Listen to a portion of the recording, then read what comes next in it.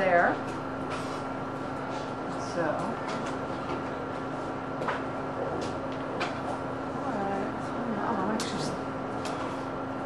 it's not on. It can't apply. Alright then. There we go. Alright, now, so we are going to start off with the one that you would see at the very beginning of the menstrual cycle. So I kind of have them out of order there, but we'll go in order here on day one. I guess it makes more sense to go by what happens at the very first day. The very first day of the menstrual cycle, of each new menstrual cycle, is going to be when the menstrual bleeding is going to begin. Typical amount of blood and tissue that's going to be released during a menstrual flow, which lasts on average about 5 days, is somewhere between 35 and 50 mils of blood and tissue. So not only is blood being released, but it's also going to be the lining, the endometrial lining of the uterus. So if we look at this, I want you to notice a couple of things.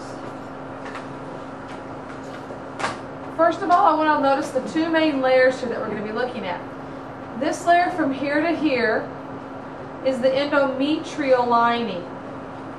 Everything down in here, as I move down into it here, and all the way down into it here, that's what's called the myometrium, which is going to be the smooth muscle. Notice the difference as we transition from endothelium to endometrium, to myometrium. Okay? Now, here in the endometrial lining, we're going to go up on a higher power here. We're going to go right in here. And I want you to notice the lining. The lining is not smooth. The lining is kind of rough and jagged a little bit. The rough and jagged nature of the endometrium is actually going to be due to the shedding of the endometrial lining that's going to happen during menses. Now I want you to notice, as I go up on a higher power even here, a little bit more light, I want you to notice, get place here, the red areas that you see here. The little transparent red areas here when you kind of tweak the fine adjustment knob. Of course, that's going to be the blood that's going to be mixed in with the endometrial lining. Okay? So if we go back out here to the widest point possible, what we want to see, you're going to notice here that I have a fairly thin layer of endometrium, and my smooth muscle, my myometrium, is very thick. You'll also notice that the tissue is a little jagged at the edges here and rough, and you're also going to see blood cells scattered through that. Okay, so this is going to be the shedding of the lining. This is if fertilization does not take place and the uterine thickness doesn't need to be there anymore.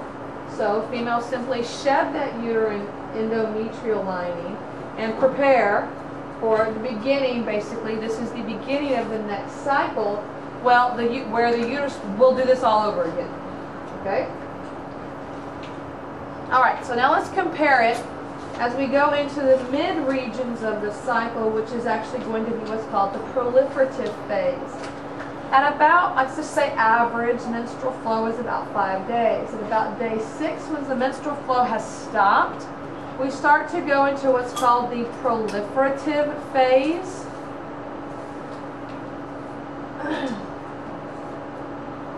In the proliferative phase, I want you to notice my endometrial lining here. Notice the edges are smooth.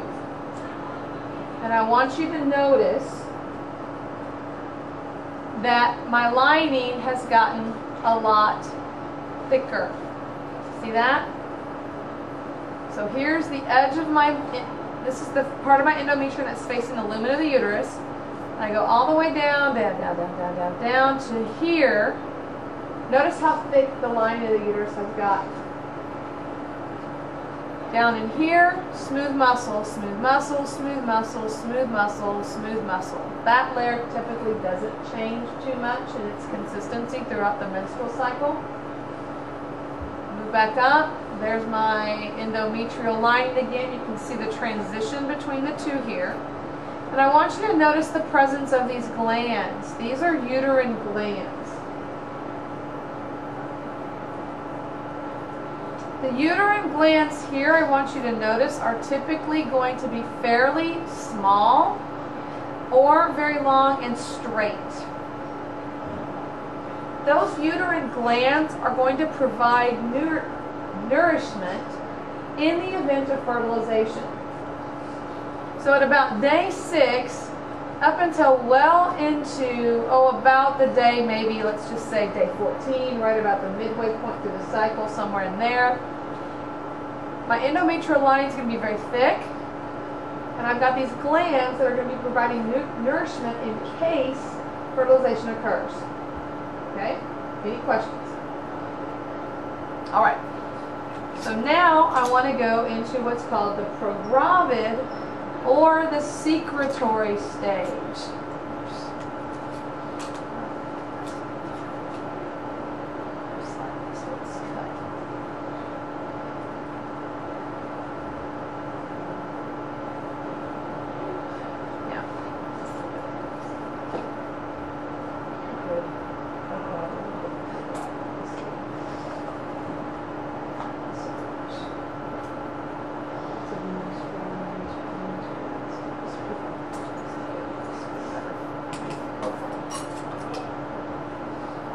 Smooth muscle, smooth muscle, smooth muscle, smooth muscle.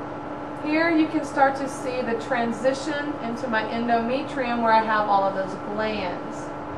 Now what I want you to notice about my glands is my glands are now going to become highly coiled and twisty. I still have a relatively, here this is just an anomaly in the slide, I still have a relatively smooth endometrial lining at this point. And notice here, I've got these long coiled glands. And notice, again, I have a very thick lining. So at this point, my lining of my uterus is going to be the thickest it's going to be. Many millimeters thick is going to be the thickness of my uterine endometrium. And at this point, we are after ovulation. So we're approaching somewhere between day 15 to somewhere in day 20 up to day 28. At this point, if fertilization takes place and a fertilized egg implants on that uterus, what's going to happen is those uterine glands are going to supply the developing embryo with nourishment as it works to attach itself and produce the placenta. Okay? Any questions? So you should be able to identify my smooth muscle, which is my myometrium, from my endometrium, which is the lining of my uterus. You should be able to identify those glands, the uterine glands, but most importantly, you should be able to identify the stages we're talking about. If it's really thin, and you can see blood cells in it, you know that's the menstrual stage. Okay? The proliferative stage, you're going to see a thick lining of the uterus with, say, maybe small, roundish, or slightly fairly elliptical or elongated uterine glands. And when we get into the secretory stage, you should see a thick endometrium and these jagged or zigzaggy coiled uterine glands. Okay? Any questions? And then over here I have the 3 demos for you to refer back to if needed. Okay? Alright, so now let's talk about that egg. Let's look at the ovary. And what we want is a slide that says Graafian follicle. Mammal Graafian follicles. So what we're looking at is we're looking at a cross-section of, there it is. We're looking at a cross-section of an ovary. That's what we're seeing here. So this is an ovary that's been sliced. Okay? Now, in females, when we go to make our eggs, we have a collection around the edges of the ovary of these tiny circles that you see here. Those tiny circles are called primordial follicles. Those are the ones that are going to hope to grow up and be a mature egg. Let's look at these guys a little bit higher here.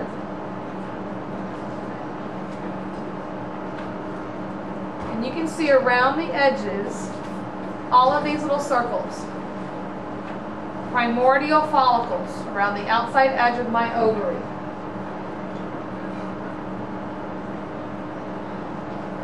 Typically, these are ready. We'll talk about what happens with these guys here in the female reproductive system maybe next time in lecture. These guys have the potential to become egg cells, but not all of them will. Okay? So, based on hormones that are going to be released in a cyclical fashion in females, some of those are going to begin developing. And they're going to develop into these things that we call primary oocytes. Now, this one is not on your list, but I'm going to show you right here. This is what we call a primary follicle. This little guy here. And then typically the larger ones here, this is like a primary follicle. This is like a primary follicle here. Notice what happens, it's getting bigger. Okay? So typically what's going to happen, one, typically, is going to continue maturing. And it's going to turn into what's called a primary follicle. So we've got primordials, primary follicles, primary oocyte hanging around in here. But what we want to look for is we want to look for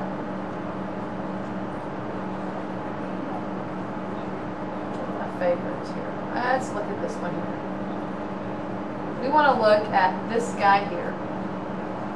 That guy right there is going to be my Graafian follicle. The whole thing is called a Graafian follicle. Here I've got some more primordials hanging around here, some more primary ones here. But this is my Graafian. This is my mature follicle. This is the one that's going to produce the egg that's going to be released at the point of ovulation. Alright? Whole structure. Whole structure at the tip of the pointer. Graafian follicle. Alright, my Graafian follicle is going to contain some important stuff. So I'm going to go in. First of all, I want you to look at what most of this space is. Most of this space right here is fluid filled, and we call it the antrum. So this part of my Graafian follicle is called the antrum. It's a fluid filled space. And then I'm going to go up on a higher power here. I'm going to start to focus in on my egg here. Alright.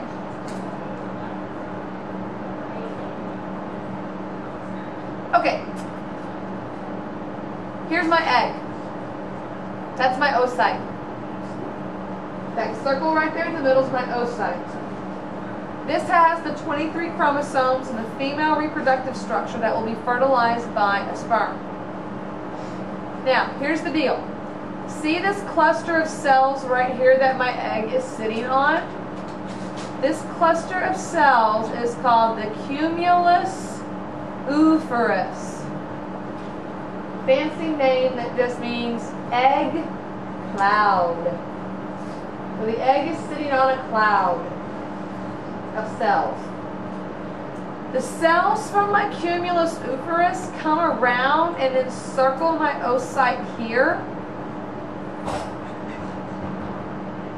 So this is my cumulus oophorus. It's kind of like the pedestal that my egg is sitting on. Then some of the cells from my cumulus oophorus come around and surround the egg. That is called the corona radiata, which means radiant crown. So it kind of makes the egg feel like royalty. These guys, all this guy right around here, corona radiata. So here's my egg with her radiant crown sitting on her little cloud. Okay? Sense of royalty. She's spoiled and pampered because all she does is sit there. She makes the sperm do all the work. I mean, he's the one that has to fight death and destruction and all kinds of stuff to get to her. I mean, you know, it's quite chivalrous if you think about it. Okay? It is. Okay. Now, I want you to look at the pink ring. You see that pink ring, the pink line around my egg right there? That is called the zona pellucida.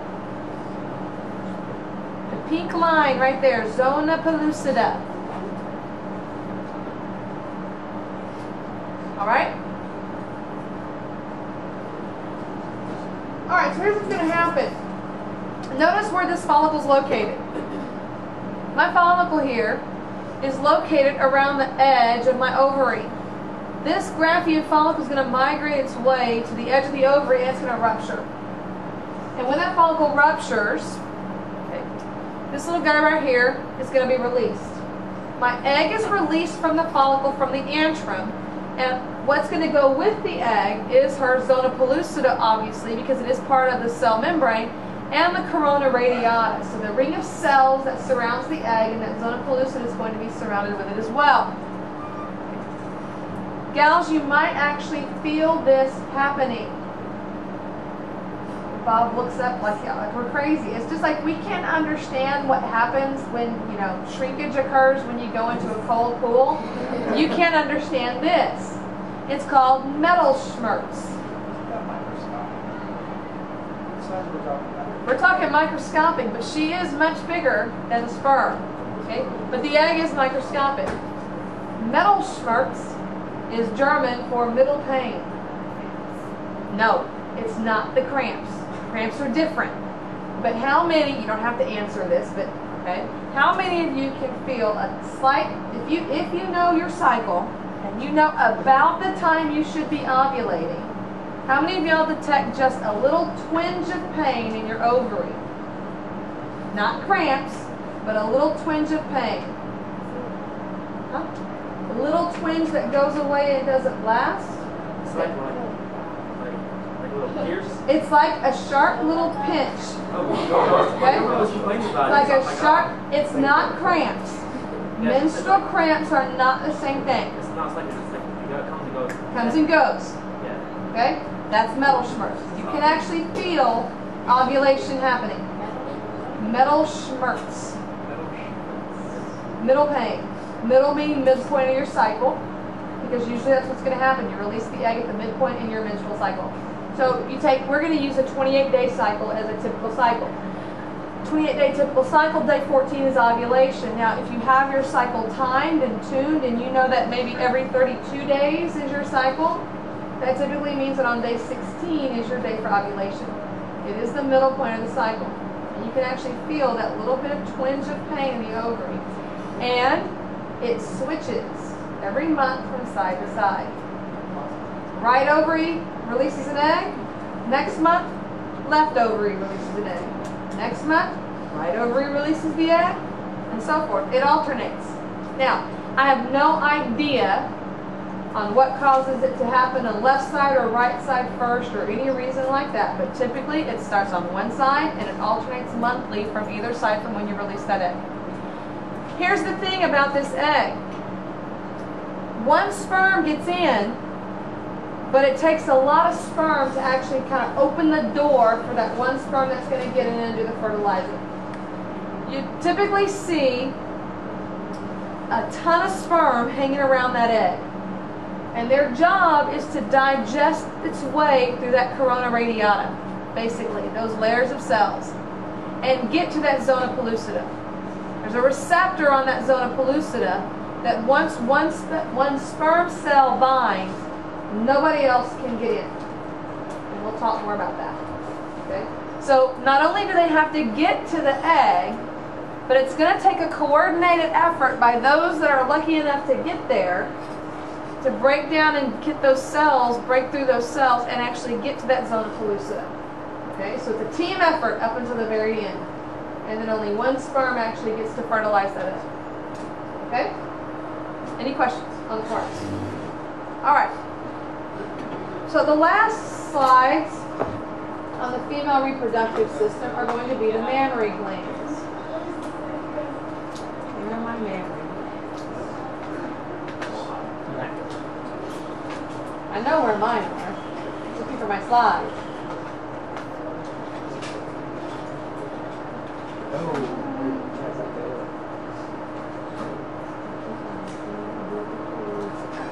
Graphene follicles.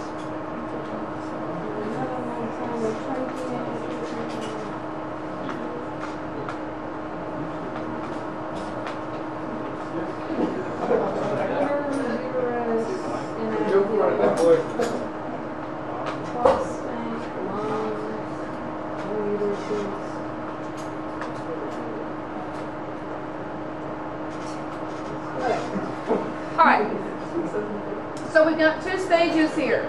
We have an inactive mammary gland, and we have a lactating mammary gland. Alright, so here we go. I am looking at the inactive mammary gland. So, normal, regular, non-lactating female. Here's what you're going to see. First of all, one of the things that we can see quite clearly here are these big fat cells. What are those big fat cells? It's adipose. Okay? So obviously there is going to be fat adipose tissue associated with the mammary glands and with the breast tissue. There will be deposits of fat. Alright, so what we want to look at is we want to look at a section. Get this little guy right in here. I like these guys right here. These are good. Alright, so I can see some fat tissue, some adipose. And then I can see this kind of diffuse tissue running through here. This diffuse tissue running through there is what's called interlobular connective tissue. Just connective tissue. It's a fibrous connective tissue that you're going to find in the breast tissue as well. Then what we want to look at is we want to look at a collection of these guys right here, like this nice little grouping right here. This is what we would consider to be a lobule. A lobule is a section. So the breast is going to be divided up into sections that we call lobules. Okay. So I've got me a nice lobule right in here. The tissue in my lobule, these guys here that look different from this, so I've got this one, this one, this one, this one, this one, this one, this one, this one, and this one, right? Okay, that's actually called glandular alveoli. Glandular alveoli is going to be the secretory structures of the mammary tissue. So this is the stuff that's going to be responsible for producing the milk if this was a lactating female. So the tissue is basically now just sitting there kind of waiting for pregnancy, that kind of thing. Within my lobules and within my series of connective tissue here, you're going to find these guys.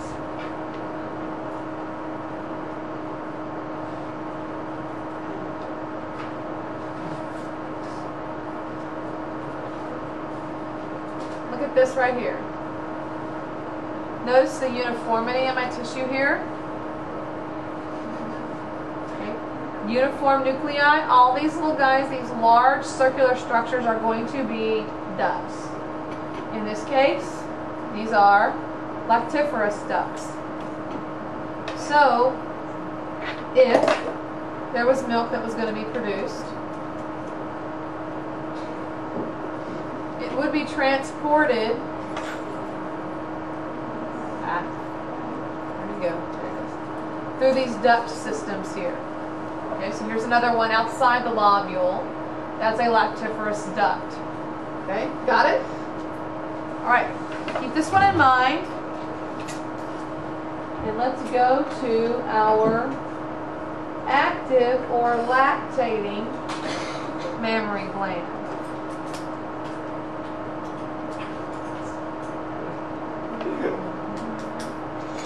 Alright, here we go. Now, first thing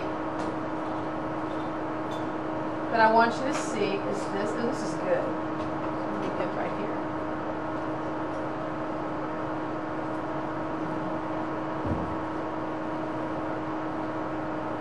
Right here. Adipose. But notice how squished it is. Okay? And I want you to notice this stuff. See this red stuff running through here? that is also going to be compressed interlobular connective tissue.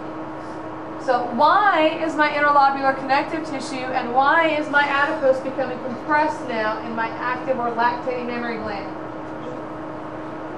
Because now, as pregnancy is here and the breasts are starting to get bigger, what's happening is the glandular alveoli is proliferating.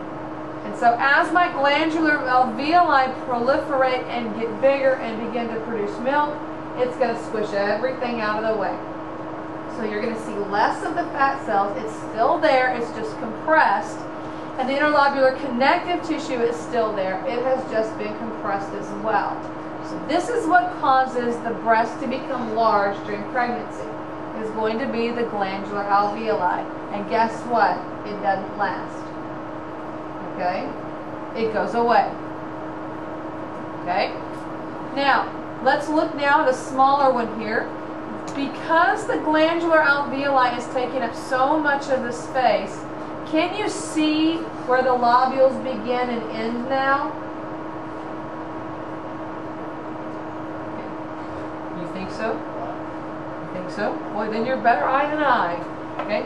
Basically, we've got where all of this interlobular connective tissue has been compressed, that it's very difficult to see. You don't have that diffuse spread out anymore. You don't have the distinct little clusters anymore. Everybody's all merged in together here. So really, most of what you see on this screen here is actually going to be glandular alveoli. And as it gets bigger and bigger and bigger, it's going to compress the fat tissue and the interlobular connective tissue. So all of this stuff here that doesn't look like these intertwining roads going through here, those are going to be my glandular alveoli all through there. Now I'm going to come over here, look at a couple of things that are kind of interesting. This is really good right here. This is the perfect one right here. Here we start to see more and more of these guys. Look how nice and uniform those nuclei are. What are those? These are various types of lactiferous ducts. What's inside that? Come on now, it's an easy question, easy answer. It's milk, okay? That's what's filling up my lactiferous ducts at this point, okay? Any questions? No questions? All right. We will do development next week.